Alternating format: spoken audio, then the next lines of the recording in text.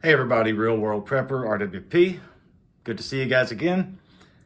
I have watched some of my peers, friends, and others on this platform here lately talk about the prepping community as a whole here on this platform, and the fear mongering, the fear porn, the selling of products, the pushing, peddling of conspiracies and all kinds of things. And look, I have taken my part in sharing conspiracy theories and sharing my opinions on certain conspiracy theories over the few years that I've been doing this.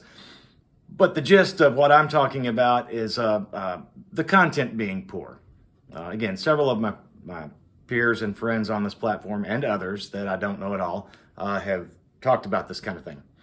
And it's true. I think for myself, a lot of people, I know at least for myself, a lot of people who do this, who try and have prepping channels and share this kind of information. Again, myself for sure finds myself a little burnt out because the continuation of largely this kind of stuff that I speak of. There's also a general sense from some of the true believers, some of the true preppers and enthusiasts and followers of people who put out content such as myself and others, that they are horning in on those that are disingenuous and exiting them from their playlists as they should. They're also noticing that some who used to be good, used to offer value and usefulness in their information, have, as their channels have grown, have sold out and are now more trying to, clickbait, and just catch your attention, grabby stuff. And, oh, you got to look out. Oh my gosh, it's all happening. You're about to crash and burn. And there's that too. That goes on. I do not want to take a part in any of that. That is not what I'm here for. From my very first video that I ever put up, technically my second, because my first one was sort of a little short introduction, but the second video, which was the same day, 10 minutes later, where I actually sat and spoke in front of the camera, among many things I did say that I hoped that my channel might help at least one person. Help one person to maybe open their eyes, to be aware that, that we are not in a safe haven here in these United States, and certainly we are further away from a safe haven in this country than we were 3 years ago when I started this, approximately. But that we need to be prepared in obviously ways of being able to store food, grow food if you can, and the protection and medical needs and all this kind of stuff. Well, something has also come up in this recent talking about and chatter between channels and things and creators on this platform is that as we get closer to what I think is really a reality of our society kind of coming apart. I mean, we're already seeing it come apart, but when it really comes apart to the point to where you can't go to the store, you don't have modern conveniences, you literally have to be on guard for people that are trying to kill you and rape your wives and children and the like, and kill your husbands and etc. When we find ourselves at that point, who among us will be prepared? This is SHTF Readiness exercise, all right, or SHTF Readiness level 0.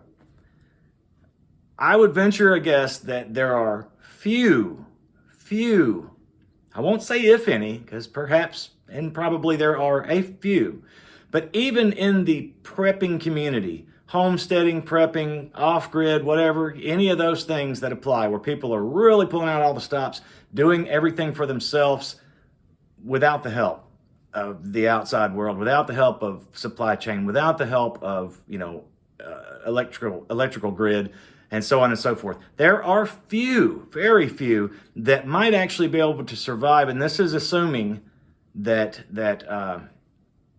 they don't get attacked and robbed and killed themselves. This is assuming, let's put that threat out the window. There are a few that could live and sustain and carry on. So what prepping is about for me, and what I think it should be for all of us that are in the real world, and of course I am the real world prepper, that's why I named the channel that, because jobs and mortgages and families and responsibilities and this obligation and that obligation and so on and so forth, limited resources, etc. The reason I think we should focus on the things that I talk about is because if nothing else, what I believe I'm doing for myself and my family is buying time, okay?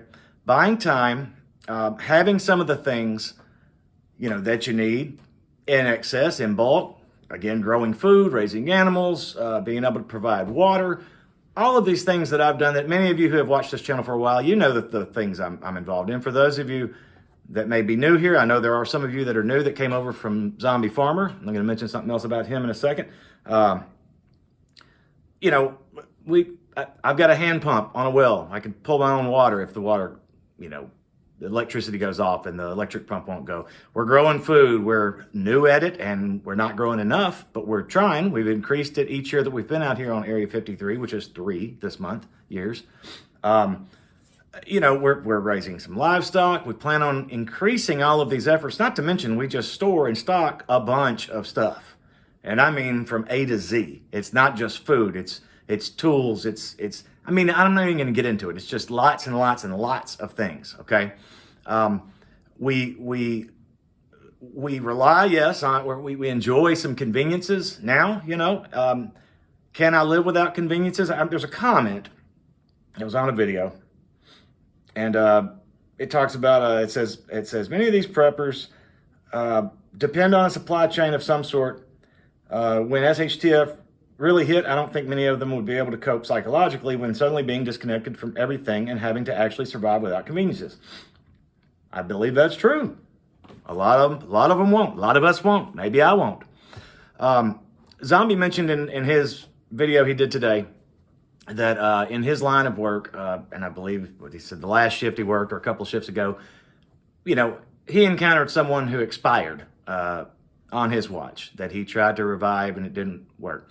And many people chimed in about, having to be psychologically prepared for it's one thing to be without electricity and to, not have enough food and not have gasoline to run your car and that kind of thing. It's another to have to walk over dead bodies and things of that nature and take care of things like that.